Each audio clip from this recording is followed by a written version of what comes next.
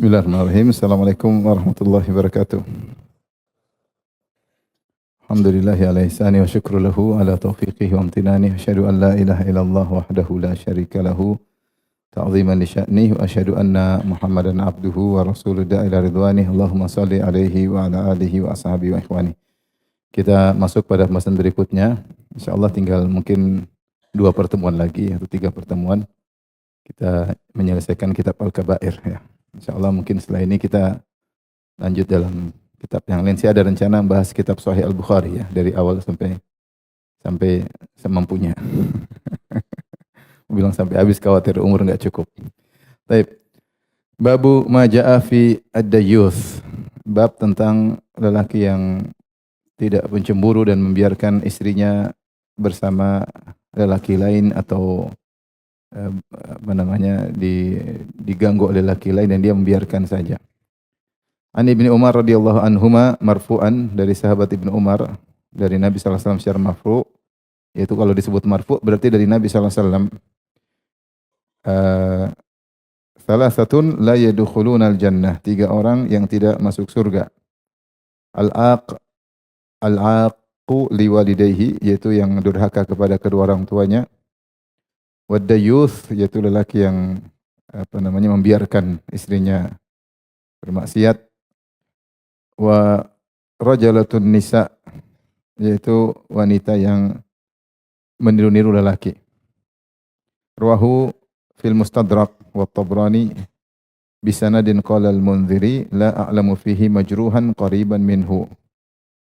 Diriwayatkan dalam Mustadrak Al-Hakim, kemudian dalam Tabrani dengan sanad yang Al-Munziri menilainya dalam kitab Targhib wa Tarhib ya. Dia mengatakan la a'lamu fihi majruhan qariban minhu, tidak ada dalam hadis ini seorang yang ditajrih, itu yang yang bermasalah. Jadi maksudnya sanadnya oke. Wa fihi fama dayyuth, Rasulullah ditanya, apa itu dayyuth? Itu yang melakukan diathah. Qala alladzi la yubali biman dakhala ala ahlihi, itu seorang yang tidak peduli kalau ada lelaki bertemu dengan istrinya. Qila famar rajilah, siapa yang dimaksud dengan rajilah? Qala allati tatashabbahu birrijal, yaitu wanita yang meniru-niru lelaki. Maka hadis ini memperingatkan akan 3 calon penghuni neraka jahanam, dan 3-tiganya melakukan dosa besar, yaitu durhaka kepada orang tua, pelaku diathah atau dayyuth, dan wanita yang meniru-niru lelaki ya. Sebagaimana kita tahu la'natullah, Allah melaknat kepada wanita yang meniru laki dan lelaki yang meniru wanita. Baik, apa itu dayyuth? Dayyuth yaitu seorang yang membiarkan kemungkaran di rumahnya. Dia melihat seorang laki ketemu istrinya ya. Atau melihat seorang laki mencandai istrinya dan dia biarkan saja. Dia biarkan istrinya ketawa ketiwi sama lelaki lain dan dia biarkan saja. Dia lihat istrinya ngobrol-ngobrol sama lelaki lain dan dia biarkan saja ya. Ini sudah disebut dengan dayyuth ya. Apalagi lebih parah daripada itu ya, membiarkan istrinya berduaan dengan lelaki lain, apalagi sampai berhubungan dengan lelaki lain tanpa ada rasa cemburu. Tentunya ketika lelaki terjerumus dalam diathah, dalam dayyuth, tidak langsung, tapi ada sebab-sebab. Sebab-sebab kok bisa dia hilang kecemburuannya. Ada yang mengatakan kalau banyak makan daging babi jadi begitu ya. Karena daging babi menghilangkan kecemburuan. Kalau mau cemburu tinggi makan onta. Katanya kalau babi betinanya didatangi laki-laki lain, babinya bilang tafadhal. Tapi kalau onta dia berkelahi sampai rela mati membela betinanya. Babi tidak demikian. Orang makan babi punya pengaruh dalam akhlak dan perilakunya ya. Orang kalau makan ular dia jadi bengis. Makan ular, makan hewan-hewan yang bengis dia jadi bengis juga ya. Kalau mau lembut makan ayam. Baik. Di antara sebabnya misalnya dia mulai dari awal membiarkan mudah ikhtilat dia biarkan dari awal ikhtilat, akhirnya bermudah-mudah dalam ikhtilat, pertemuan, ikhtilat laki perempuan, akhirnya membiarkan obrolan-obrolan, akhirnya jadi terbiasa. Adapun budaya-budaya non muslim biasa, laki ketemu dengan temannya, kemudian dicipika-cipiki sama istri temannya, istri dia juga dicipika-cipiki sama kawannya. Itu seperti suatu tradisi yang menunjukkan modern, kemajuan, sehingga tidak ada jarak, sehingga menunjukkan kedekatan, padahal ini adalah kemungkaran. Yang sebab lebih parah adalah tontonan. Tontonan. Kenapa rasa cemburu hilang? Karena seorang muslim nonton tradisi non-muslim. Tradisi yang menggampangkan laki-laki dan perempuan bareng-bareng, bahkan ngobrol bareng-bareng, disko bareng-bareng, ciuman bareng-bareng, akhirnya jadi terbiasa. Ketika kemungkaran sering kita lihat, jadi ketika lihat dalam alam nyata itu, dalam alam dunia maya kita sering lihat, begitu kita lihat alam nyata jadi biasa. Kenapa? Hati sudah terlatih untuk menyaksikan kemungkaran tersebut. Bahkan kalau sudah kelainan kemudian tonton yang tidak-tidak, maka akhirnya malah seperti yang kita dapat di kabar-kabar, bagaimana seorang suami membiarkan istrinya kemudian melakukan selingkuh dengan laki lain, bahkan memotivasi istrinya untuk melakukannya. Macam-macam penyakit yang muncul, penyakit kelainan, ya, akibat tontonan-tontonan yang ada. Oleh karenanya syariat mencela lelaki seperti ini. Lelaki harus memiliki sifat pencemburu. Dengan cemburu itulah maka terjaga rumah tangganya, ya. Istrinya terjaga, anaknya juga terjaga, ya. Dengan apa? Sifat cemburu, ghairah. Disebutkan oleh para ahli tafsir bagaimana pencemburunya Nabi Musa alaihissalam. Saking cemburunya Nabi Musa alaihissalam, dia ketika bersafar, dia tidak ingin istrinya kelihatan, ya. Kenapa Nabi Musa akhirnya tersesat ketika menuju Mesir? Kata Allah Subhanahu wa taala, "Falamma qada Musa al-ajala wa sara bi ahlihi anasa min janibi turi nara qala li ahlihim kuthu inni anastu nara la'alli atikum minha bi khabarin aw jadwatin minan nari la'allakum tastalun."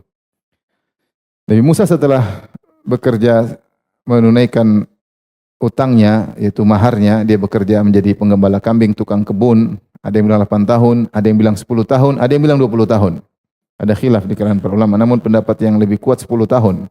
Setelah itu dia rindu ingin pulang ke Mesir, karena dia kabur ke Madian, takut dibunuh oleh Firaun, maka dia rindu ingin balik ke Mesir. Ketika dia balik ke Mesir, dia bawa istrinya. Dan ini di antara sunnah, seorang kalau bersafar bawa istri, ya. Istri sendiri, ya, jangan istri orang. Karena ada orang bersafar tapi bawa istri orang. Tugas katanya, bawa istri orang. Istri bawa suami orang. Enggak, bawa istri apa? Sendiri. Dan itu sunnah para nabi. Nabi Muhammad SAW kalau bersafar, setahu saya selalu bawa istri. Selalu bawa apa? Istri. Cuma karena istri Nabi Muhammad banyak, SAW, maka diundi. Kalau antum istri cuma satu, enggak usah pakai undian. Lu lagi. Udah enggak pakai undian, ajak langsung. Jadi, Nabi Musa alaihissalam bawa istrinya, makanya Allah mengatakan falamma qada Musa al-ajal, ketika dia sudah selesai menunaikan kewajibannya, wasara bi ahli, dia ajak istrinya. Ini menunjukkan kebahagiaan suami istri ketika istri menjadi kawan bicara, menjadi tempat curhat, tempat diskusi, ajak jalan bareng. Nah, ini suami yang bahagia. Tapi kalau suami yang enggak pingin sama istrinya, ya, pingin jauh dari istrinya. Kalau sampai di rumah kepanasan, pingin keluar. Ini suami yang sengsara sebenarnya. Cuma dia menutupi sengsaranya dengan main-main motor, dengan jalan-jalan. Karena di rumah dia tidak tentram. Suami yang bahagia, kalau di luar rumah pingin segera pulang. Benar atau tidak? Coba siapa yang bahagia, angkat tangan. Masya Allah. Allahu Akbar. Kalau di luar pingin apa? Pulang. Kalau di luar pingin istrinya video call. Kalau yang tidak bahagia, istrinya video call, dia ketakutan. Jadi dia bawa istrinya, disebutkan oleh Al-Qurtubi, kalau saya tidak salah ingat, rahimahullah dalam tafsirnya, karena Nabi Musa pencemburu, dia tidak ke Mesir dengan rombongan yang melalui jalan yang biasa. Karena ke Mesir ada jalan yang biasa, maka dia caranya, maka dia di malam hari baru jalan. Mengganggu. Dia di malam hari baru jalan ya. Kalau siang hari dia tidak jalan, kenapa? Kata Al-Qurtubi, karena dia tidak ingin istrinya dilihat oleh orang. Karena dia sangat mencemburu. Sehingga dia jalan di malam hari. Kalau rombongan dia jalan siang hari, dia istirahat. Nanti rombongan sudah berhenti malam hari, dia berjalan menyusul. Terus sampai akhirnya dia tersesat suatu hari. Karena tersesat, maka disitulah dia cari-cari tahu sampai dia melihat ada api dari kejauhan. Maka dia mengatakan, "Inni anastu nara." Qala li ahlim kuthu, engkau tetap di sini. Inni anastu nara, saya merasakan ada api dari kejauhan. La'alli atikum minha, saya ingin ke sana. La'alli atikum minha bi khabarin, siapa tahu saya dapat kabar kemana jalan yang benar. Au jadwatin minan nar, atau saya akan mengambil suluh api untuk menghangatkan engkau. Kenapa Nabi Musa tersesat? Ketika dia ke sana ternyata ketemu dengan Allah Subhanahu wa taala. Jadi maksud saya kecemburuan itu adalah sifat yang mulia. Lihat bagaimana Asma ketika diajak dibonceng oleh Nabi sallallahu alaihi wasallam, Asma tidak mau karena ingat suaminya Zubair pencemburu. Maka dengan cemburu itu menjaga rumah tangga. Kita jangan, kalau istri kita lagi ketawa sama orang, ngapain ketawa-ketawa? Kenapa Mas? Saya cemburu. Oh, cemburu ya Mas? Kamu sayang sama saya? Iyalah, emang sayang sama siapa lagi? Ya, jadi kita tunjukkan kita sayang. Kadang-kadang istri senang kalau kita cemburu ya. Tapi kalau kita biarin aja, dia merasa kita tidak dicintai, merasa tidak dicintai, dia lepas. Oleh karenanya cemburu itu penting. Kalau tidak ada cemburu, akhirnya terjadi biasa. Istri ketawa sama orang, telepon-telepon sama orang dibiarin. Ini bagaimana suami kayak begini? Istrinya ketawa-ketiwi sama laki lain. Istrinya memuji-muji, itu ganteng ya laki-laki itu. Gantengan saya lah. Cemburu, tunjukkan cemburu. Saya tidak suka kau begitu. Ya, kita cemburu. Dikira cemburu itu menjaga istri. Cemburu hilang. Sekarang cemburu hilang gara-gara apa? Tontonan. Gara-gara makan haram. Minum khamar. Ya, khamar cemburu hilang. Narkoba apalagi cemburu hilang.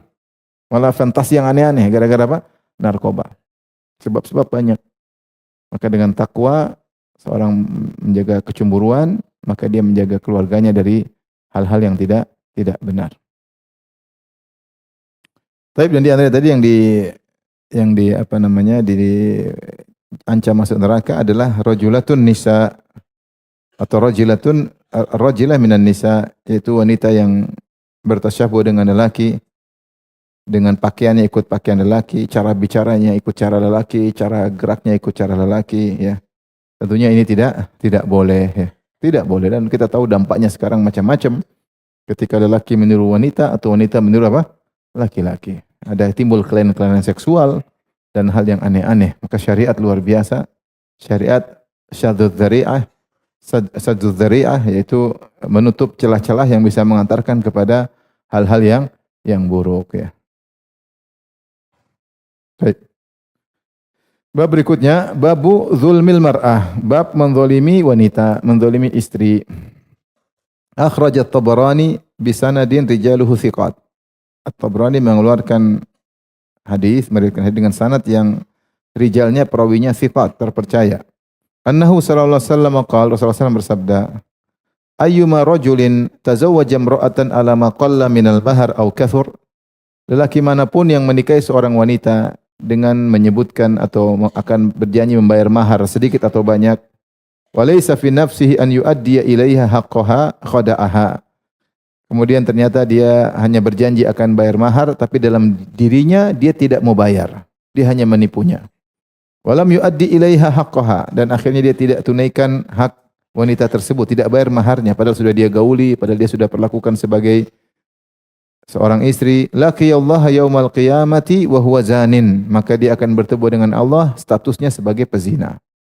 Istrinya tidak, tapi dia statusnya apa? Pezina, karena dia menipu wanita tersebut. Dia bilang akan bayar mahar, tapi dalam hatinya dia tidak ingin bayar. Maka ini adalah sikap menzalimi seorang wanita. Bagaimana dia sudah mengambil kegadisannya, kemudian sudah mengambil harga diri wanita tersebut, ternyata dia tidak tunaikan hak wanita tersebut. Dia berjanji akan bayar mahar, tetapi ternyata dalam hatinya dia tidak mau bayar. Allah Maha tahu tentang isi hatinya. Kemudian dia cari alasan ini, alasan anu. Maka berbeda dengan seorang lelaki yang berhutang, kan boleh menikah mahar hutang, boleh atau tidak? Boleh. Dan dia sudah niat untuk membayar, tapi ternyata dia kesulitan. Ini lain cerita. Maka dia tidak termasuk dalam ancaman hadis ini. Karena dia sudah berniat membayar namun dia belum mampu. Maka lelaki seperti ini tidak dikatakan pezina. Yang dikatakan pezina atau statusnya di sisi Allah berzina meskipun di dunia statusnya suami, tapi di sisi Allah statusnya berzina ketika dia berniat memang tidak ingin bayar wanita tersebut. Kemudian ketika sudah dia gauli, sudah dia tiduri, setelah itu dia cari alasan untuk tidak bayar, entah bilang bangkrut lah, entah apa, padahal dalam hatinya sejak awal memang tidak mau bayar. Akhirnya mungkin istrinya marah-marah, minta cerai, akhirnya cerai, selesai. Dia pikir selesai urusan di dunia. Berhasil menipu seorang wanita, berhasil merebut kegadisan wanita tersebut, mahkota wanita tersebut telah dia rebut. Ternyata di akhirat Allah catat dia sebagai apa? Pezina. Ini bahaya. Ya. Mau nipu Allah, ya, nipu seorang tapi Allah tahu isi hatinya. Makanya waspada, seorang jangan bermain-main ketika menikah, ya. Hati-hati. Dan menikah dengan niat mempermainkan apa? Anak perempuan orang lain. Menikah untuk hanya mempermainkan, untuk mizwaq, hanya untuk senang-senang, akhirnya membohongi wanita tersebut, janji sana janji sini padahal dia sudah awal ingin membohongi. Ya, nanti kalau nikah dengan saya akan bangunkan istana. Padahal rumah saja masih sewa, ngontrak belum bayar, ya. Dia bohongin wanita tersebut. Akhirnya wanita tersebut mau, setelah dia gauli, setelah dia nikmati, kemudian dia campakkan. Habis manis sepadi buang. Kemudian dia tidak memberikan hak wanita tersebut. Maka lelaki ini statusnya di masyarakat lelaki duda atau menikah kemudian jadi duda. Tapi statusnya di sisi Allah apa? Pezina. Waliyadzubillah. Tahu zina dosa besar. Taib, hati-hati menzalimi wanita. Wanita makhluk yang lemah. Baik kezaliman dengan cara demikian, dengan membohongi wanita, atau suami yang menzalimi apa? Istrinya. Hati-hati. Zalim tidak baik, ya, terutama kepada makhluk-makhluk yang lemah yang tidak berdaya, seperti menzalimi istri, menzalimi pembantu, menzalimi pekerja yang tidak ada kuasa sama sekali. Hati-hati, ya. Berikutnya babul isyarati bisilah ala wajhil la'ib. Bab memberi isyarat dengan pedang dengan bercanda. Itu misalnya, si pedang terhunus baru tunjukkan, ya. Bercanda, ya sini. Ini bercanda, ini dilarang meskipun bercanda. An Abi Hurairah radhiyallahu anhu marfu'an, dari sahabat Abu Hurairah dari Nabi secara marfu', Rasulullah SAW bersabda, la yushiranna ahadukum ila akhihi bisilah. Janganlah sekali-sekali salah seorang dari kalian memberi isyarat dengan pedang kepada saudaranya. Fa innahu la yadri la'alla syaitana yanzi'u fi yadihi fayaqa'u fi hufratin minan nar. Dia tidak tahu-tahu syaitan menggerakkan tangannya, kemudian akhirnya dia benar-benar menikam saudaranya, akhirnya saudaranya terluka atau mati, maka dia pun masuk neraka Jahannam. Akhrajahu, hadis Bukhari dan Muslim. Wali Muslim, dalam lafal Muslim, Rasulullah bersabda, man asyara ila akhihi bihadidatin. Siapa yang mengisyaratkan kepada saudaranya dengan besi yang tajam, tombak misalnya, tombak atau pedang atau parang, ya, atau pisau yang tajam-tajam. Fa innal malaikata tal'anuhu hatta yaruddaha. Maka malaikat melaknat lelaki ini sampai dia mengambil kembali benda tajam tersebut. Wa in kana akhahu min abihi wa ummihi, meskipun yang diisyaratkan adalah saudara kandungnya. Artinya dia mengatakan, ini saudara kandung, saya enggak mungkin serius, cuma main-main aja, itu pun tidak boleh. Meskipun kepada saudara, karena secara pemikiran jauhlah seorang ingin bunuh saudara kandungnya. Tapi meskipun saudara kandungmu dan secara akal sehat enggak mungkin dia bunuh saudara, tetap dilarang, apalagi bukan saudara kandung. Ya. Ini saddu dzari'ah, menutup pintu-pintu yang berbahaya. Karena setan bisa membisikkan sesuatu. Setan bisa coba ternyata meninggal ya.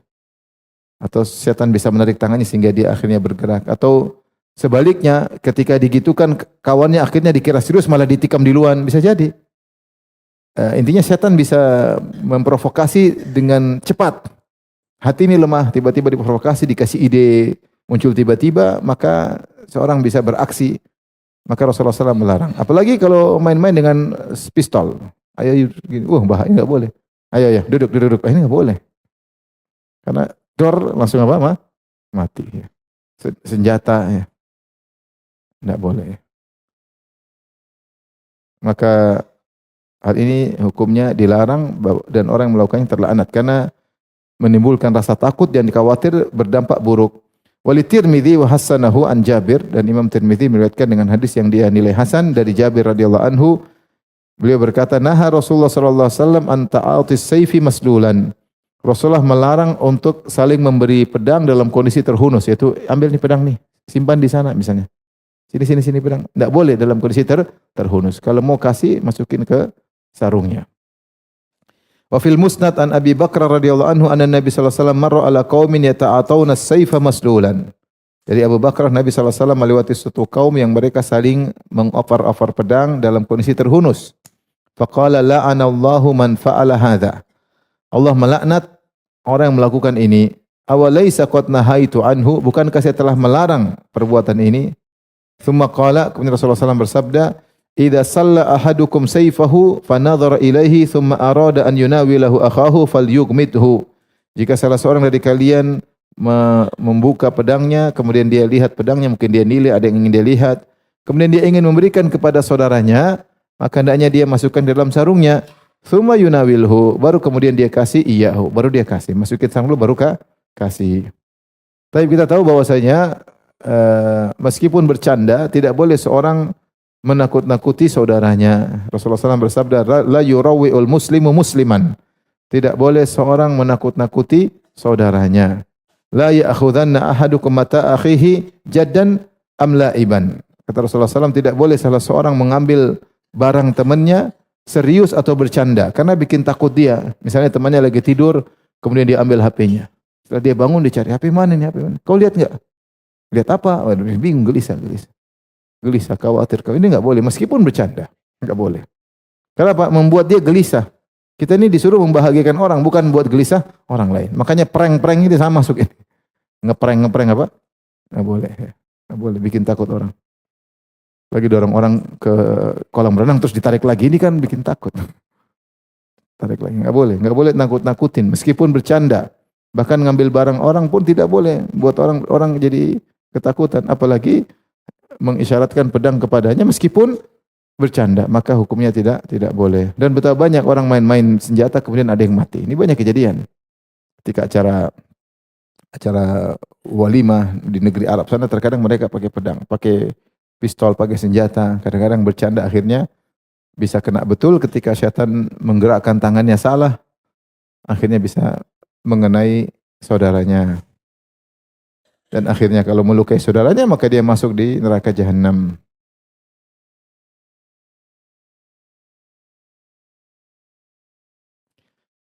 Bab berikutnya, babul asabiyah, bab ta'assub, fanatisme.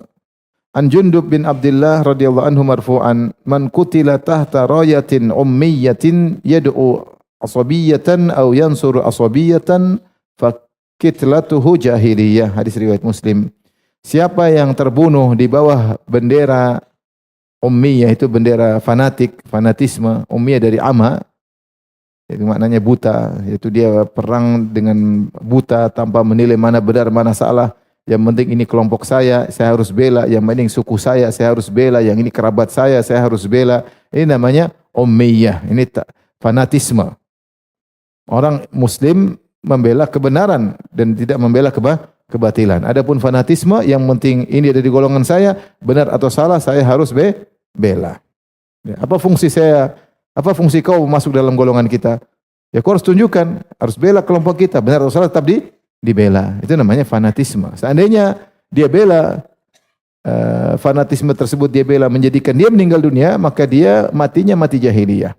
Entah dia fanatis suku, entah dia fanatis kerabat, entah dia fanatis kelompok, entah dia fanatis organisasi, entah dia fanatis mazhab, entah dia fanatis terhadap gurunya, dia bela mati-matian tanpa memandang benar atau salah, itulah namanya, kalau dia mati gara-gara membela kefanatikannya tersebut, maka matinya mati jahiliyah.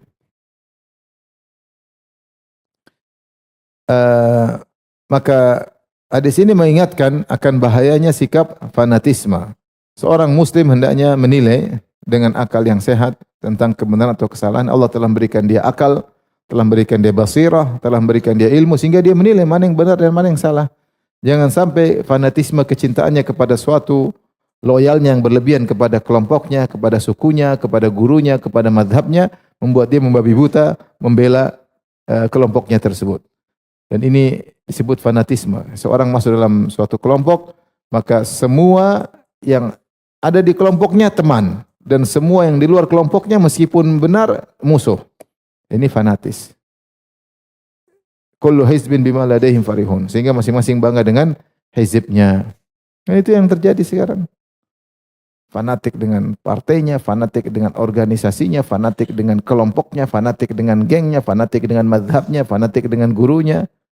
Seakan-akan gurunya enggak mungkin salah, seakan-akan organisasinya enggak mungkin salah. Pokoknya harus bela apapun terjadi. Seakan-akan sukunya enggak mungkin salah, harus dibela apapun terjadi. Mau salah enggak salah bela. Apa buktinya engkau adalah dari kami? Ya buktinya kau bela kami apapun terjadi. Itulah fanatik. Seandainya bela mati, mati konyol. Mati jahiliyah. Bukan mati syahid, mati jahiliyah. Meskipun seakan-akan mati syahid. Padahal dia mati jahiliyah karena dia membela membabi buta tanpa melihat menilai mana benar mana salah.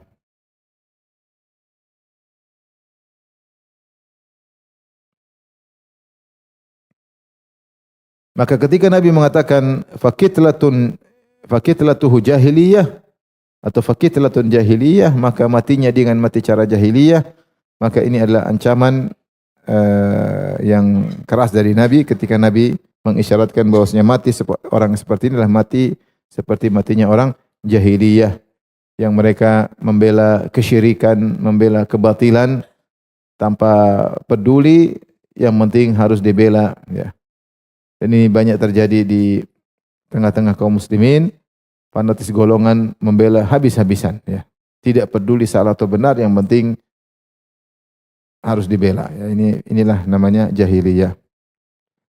Baik, wali Abi Dawud bisanadin jayyid. Al-Imam Abi Dawud meriwayatkan dengan sanad yang baik dalam Sunan Abi Dawud. An Ibni Mas'udin radhiyallahu anhu marfu'an, dari sahabat Ibnu Mas'ud secara marfu'. Dan juga secara mauquf. Kalau marfu itu dari Nabi, kalau mauquf dari sahabat. Jadi hadis ini diriwayatkan dari lafal Nabi dan juga lafalnya Ibnu Mas'ud. Datang dari dua jalur, marfu maupun mauquf. Di mana Rasulullah bersabda, "Faman nasara qaumahu ala ghairil haqq." Siapa yang menolong kaumnya bukan di atas kebenaran, fahuwa kal ba'iril ladzi ruddiya fi bi'rin fahuwa yanzi'u bi dzambihi atau yunza'u bi dzanabihi. Yunza'u bi dzanabihi. Maka siapa yang menolong kaumnya bukan di atas kebenaran, maka dia seperti onta yang terjerumus dalam sumur, kemudian ingin dicabut dengan mencabut ekornya. Maka kalau ada sumur sempit, kemudian onta jatuh, keblek, kecelup dalam sumur, kira-kira mau angkat pakai ekornya bisa atau tidak? Susah. Susah. Dan ini gambaran dari Nabi tentang orang yang sudah terlanjur fanatis. Antum mau enggak jelaskan sama dia, ini begini, susah, dia enggak mau dengar. Ibarat antum ingin menyelamatkan onta, masuk, antum tarik ekornya, enggak keluar-keluar. Dia udah nyaman dalam sumur. Mau ditolong juga susah, dia udah kecelep dalam apa? Sumur. Masuk dengan kepalanya, masuk kecelep, mau ditarik-tarik susah. Karena orang yang fanatis, akal sehatnya tertutup. Dan itu yang kita ketemu orang fanatik. Sudah fanatik, tetap dibela-bela. Ini salah, enggak salah. Ini maksudnya begini. Salah jelas. Seakan-akan gurunya maksum, seakan-akan madhabnya maksum, tidak mungkin salah. Bela mati-matian. Seakan-akan organisasinya maksum, tidak mungkin salah. Dan itulah fanatisme. Kalau sudah fanatik, susah. Cinta membutakan. Basirah, sehingga mata hati tertutup, tidak bisa lagi lihat kebenaran karena loyal yang berlebihan. Kita hanya boleh fanatis kepada satu orang. Siapa? Rasulullah SAW. Fanatis buta itu yang benar kepada Nabi. Selain Nabi tidak.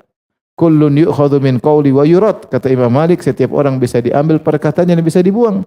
Ila sahibah hadzal qabr, kecuali penghuni kuburan itu Rasulullah SAW. Selain Nabi mungkin benar, mungkin salah.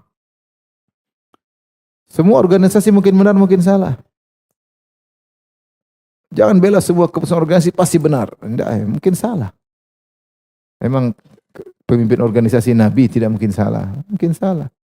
Keputusan ini pasti benar, enggak boleh. Jadi tidak boleh fanatis.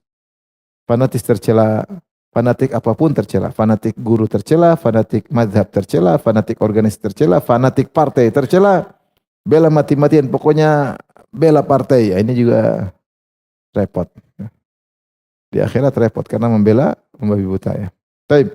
Bab man awa muhdisan. Bab tentang orang yang mengayomi muhdisan. Muhdisan ini pelaku kezaliman, pelaku kriminal. Ada yang mengatakan pelaku bid'ah.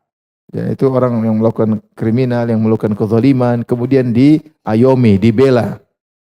An Ali radhiyallahu anhu qala, dari Ali bin Abi Thalib beliau berkata, haddatsani Rasulullah sallallahu alaihi wasallam bi arba'i kalimat. Rasulullah telah menyampaikan kepadaku dengan 4 perkataan. Itu 4 statement. Apa 4 statement tersebut? La'anallahu man dzabaha li ghairillah. Allah melaknat orang yang menyembelih untuk selain Allah. Ini statement pertama. Yang kedua, la'anallahu man la'ana walidayhi. Allah melaknat orang yang melaknat kedua orang tuanya. Statement yang ketiga, la'anallahu man awa muhdisan. Allah melaknat orang yang mengayomi orang yang melakukan kezaliman atau kriminal atau melakukan bid'ah. Yang keempat, la'anallahu man ghayyara manaral ard. Allah melaknat orang yang merubah patok tanah atau petunjuk tanah. Hadis riwayat Muslim. Yang pertama dari 4 statement tersebut, yang pertama adalah syirik akbar, menyembelih kepada untuk selain Allah.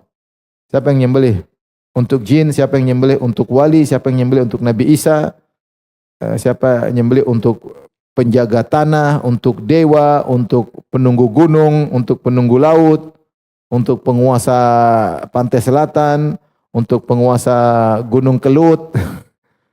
Untuk apapun, untuk penunggu rumah ini, untuk penjaga tanah ini, untuk penguasa hutan ini, maka musyrik. Maka dia telah terjerumus dalam syirik akbar. Maka pantas jika dia terlaknat. Ini bahaya. Masih banyak orang seperti ini. Saya berapa kali tanya, Ustaz, ada proyek Ustaz, tapi kita disuruh nyembelih untuk ruh-ruhnya. Waduh, apa yang disembelih? Babi. Sama. Jadi suruh sembelih babi untuk ruh-ruh, untuk acara adat, agar dia boleh mengelola tanah tersebut. Wah, ngeri. Ustaz, kalau kita enggak mau, kita cuma kasih modalin gimana? Enggak ada proyek lain kan? Kecuali proyek itu. Ngeri. Modalin kesyirikan. Ngeri. Syirik. Kemudian yang kedua, la'anallah man la'ana walidayhi. Allah melaknat orang yang melaknat kedua orang. Saya pernah di kampung dulu melihat ada orang beli tanah. Terus ada orang pintar pakai songko, pegang tasbih, orang pintar, soleh sepertinya. Dia bilang ini bangun tanah harus cari ayam hitam 3 ekor, sembelih, tuangkan darahnya. Saya lihat sendiri, cari ayam hitam ya. Pokoknya semuanya hitam, enggak boleh enggak ada putih, enggak boleh. Cari yang bulunya hitam semua. Giginya putih boleh, tapi kulitnya semua bulunya hitam. Setelah itu disembelih, darahnya dituangkan di tanah. Ini buat jin, buat penjaga tanah katanya biar tidak diganggu. Ini syirik akbar. Masih tradisi sebagian masyarakat seperti itu. Tapi la'anallahu man la'ana walidayhi. Yang kedua, Allah melaknat orang yang melaknat kedua orang tuanya. Bisa secara langsung dan bisa secara tidak langsung. Ketika Rasulullah menyampaikan tentang ada orang yang melaknat orang tuanya, maka sahabat heran, kok bisa seorang mencaci maki kedua orang tuanya? Dia mengatakan sabba, dia mencela bapak temannya, maka temannya mencela bapaknya. Maka dia menyebabkan bapaknya tercela, terlaknat gara-gara dia mencela bapak temannya. Maka temannya respon mencela bapaknya. Meskipun dia tidak mencela bapaknya secara langsung, maka dihukum dia telah mencela bapaknya karena dia yang menyebabkan tercelanya bapaknya. Ini mencela tidak langsung. Dan di zaman Nabi tidak ada seperti itu. Makanya sahabat bertanya, apa ada orang mencela bapaknya? Nabi jelaskan caranya begini. Enggak ada, karena di zaman itu enggak ada orang mencela bapaknya. Di zaman itu mereka benar-benar fanatis terhadap keluarga. Mereka rela mati bela bapaknya zaman itu. Mereka mati-matian dan kebanyakan durhaka terjadi pada ibu. Durhaka kebanyakan terjadi pada ibu. Maka datang dalam hadis-hadis banyak tentang ibu. Karena ibu di zaman itu lemah, tidak mengambil keputusan, tercampakkan. Tapi kalau bapak mereka bela mati-matian. Mereka fanatik kabilah. Fanatik kabilah bela bapaknya. Maka sahabat tanya, kok apa bisa seorang mencela bapaknya? Maka Rasulullah jelaskan. Ya, dia mencela bapak temannya balas mencela bapaknya. Gara-gara itu dia dikatakan mencela bapaknya. Karena dia sebab terjadi celaan terhadap bapaknya. Tapi kalau sekarang, mungkinkah seorang mencela bapaknya? Mungkin. Ajak berkelahi aja ada. Ayo Pak, sekalian Pak. Masya Allah. Ada yang begitu. Ngeri. Berantem sama bapaknya, mukulin bapaknya. Mungkin membunuh bapaknya ya. Caci maki bapaknya, hina-hina bapaknya. Kalau dulu agak mustahil di zaman jahiliyah susah orang mencaci maki bapaknya. Maka timbul pertanyaan tersebut. Tapi kalau sekarang sangat mungkin. Oleh karenanya di sini siapa yang melaknat kedua orang tuanya maka dia terlaknat. Apakah secara langsung dan itu mungkin terjadi zaman sekarang atau tasabbuban yaitu dia menyebabkan dua-duanya terlaknat. Bagaimana mencaci kedua orang tua yang jasanya luar biasa. Yang kalau tidak ada kedua orang tua kau tidak muncul di alam semesta. Yang ketiga la'anallahu man awa muhdisan. Allah melaknat orang yang melindungi orang pelaku kriminal. Muhdisan ini ada yang mengatakan maksudnya melakukan kriminal, melakukan zina, melakukan homoseksual, membunuh orang, mencuri, melakukan perkara-perkara yang menimbulkan hukum had, ini semua disebut muhdits. Termasuk sebagian ulama menafsirkan yaitu yang melakukan bid'ah-bid'ah besar. Maka orang sebenarnya jangan dilindungi, jangan diayomi. Jangan dihalangi, ada hukum had, dihalangi supaya tidak terjadi hukum had. Dalam hadis kata Rasulullah SAW, man halat syafa'atuhu duna hadin min hudillah faqad dajallah. Siapa yang dengan syafaatnya menghalangi terjadinya penegakan hukum had, maka dia telah kontradiksi dengan Allah. Dia telah melawan Allah Subhanahu wa taala. Jangan diayomi. Maka ini ancaman besar bagi para lawyer yang membela penjahat. Bela bagaimana cara penjahat tersebut selamat dari hukuman. Bahkan bagaimana cara penjahat tersebut menang dalam hukum. Semakin dia bisa membela kejahatan, bayarannya semakin apa? Besar. Ngeri. Maka lawyer-lawyer seperti itu siapkan couplingnya di mana? Di neraka apa di surga? Ngeri. Ya kalau kita punya ilmu, kita membela kebenaran. Kita menegakkan kebenaran, bukan malah membela kebatilan, kejahatan, apalagi kriminal. Yang merugikan banyak orang, kemudian dibela-bela, diayomi, dibela-bela, bahkan ingin diselamatkan. Ngeri hukumannya. Maka ini terlaknat orang yang seperti ini. Yang terakhir, yang statement keempat, la'anallah man ghayyara manarul ard. Allah melaknat orang yang merubah-rubah patok tanah. Ini ada dua, ada maksudnya merubah petunjuk jalan. Misalnya Surabaya belok kiri, zaman dulu kan begitu, tidak ada Google Map. Naik mobil ke Surabaya, kiri-kiri, ternyata dia rubah ke kanan. Tahu-tahu ke Bali. Ini yang tersesat orang. Belok sini, belok kiri atau ke belakang. Main-main akhirnya membuat orang tersesat. Ini disebut manarul ard. Itu tanda-tanda tanah menunjukkan arah tertentu. Jangan dirubah-rubah karena menimbulkan penyesatan orang yang lewat. Atau makna kedua yang sering disebut oleh para ulama yaitu merubah patok tanah sehingga dia mencaplok tanah orang. Dan itu caranya banyak ya. Orang luar biasa ya. Cari uang dengan seperti itu ya. Ada yang tanam pohon dulu, tanam pohon lama, pohonnya tumbuh di tanah orang. Terus dia bilang, ini tanah saya yang tanam pohon ini. Iya, kau tanam di tanah orang. Ya kalau pohonnya sudah besar, diambil 10 meter, 10 cm, 20 cm. Nah ini tanah saya, ini pohon ini di sini tanah saya semua. Ini cara ya. Ada tanah diakui, dia urusin. Tanah besar dia urusin ke kantor mungkin agraria kemana, apa BPN ya. Kemudian kemudian dapat kerjasama dengan oknum, dapat sertifikat. Kemudian fight, ribut dengan pemilik asli. Dia tidak peduli. Pokoknya dia lawan sidang, kalau kau mau bayar, cari uang dengan cara seperti itu. Mengaku-akui tanah orang, kemudian agar disidang, kemudian dia dikasih duit dengan jumlah yang besar, kemudian dia cari masalah lagi tanah yang lain, seperti itu. Ini tanah nggak ada yang ngurusin, dia cek-cek, oh ini sudah lama, nggak bikin sertifikat baru. Ngeri. Sampai ada orang ngurus sertifikat, ada pembebasan tanah untuk urusan bandara, dia cerita sama saya. Susah Ustaz di sini, ada satu tanah sertifikat 3 sampai 4. Sampai saya bilang ini sertifikat yang mana yang benar? Kata mereka semuanya benar Pak. Tanah 7 lapis, masing-masing lapis ada sertifikatnya. Allahu Akbar. Jangan heran kalau cuma 4, kurang 3 lagi, 7 harusnya. Ada orang dia caplok tanah orang. Tidak usah jauh, satu jengkal saja masalah. Nabi SAW mengatakan, "Man iqtata'a ardan arda akhihi shibran zulman tuwiqahu yaumal qiyamah sab'a aradin." Man akhadha minal ardi shibran zulman, siapa yang mengambil tanah satu jengkal secara kezaliman, Allah akan menggantungkan tanah tersebut 7 lapis bumi digantungkan pada hari kiamat kelak. Itu baru satu jengkal, gimana dia ngambil 1 hektar? Dia ngambil tanah orang, kemudian dia ngurus-ngurus sampai ribut. Terkadang dia tidak nikmati. Itu dia mati. Dia sudah menang, minggu depan dia tewas. Wah, tinggal dia nanti pikul pada hari kiamat. Bila 1 jengkal aja bahaya, apalagi kalau ngambil 1 hektar. Maka hati-hati, tidak tahu setannya besar, setan tanah besar ya. Karena tanah itu luar biasa, aset yang bikin apa? Orang ngiler ya. Aset yang selalu naik harganya, tidak pernah turun. Naik terus. Sehingga nafsu ingin punya tanah. Dosanya besar hanya gara perkara dunia yang belum tentu dia nikmati. Demikian wabillahi taufiq. Assalamualaikum warahmatullahi wabarakatuh.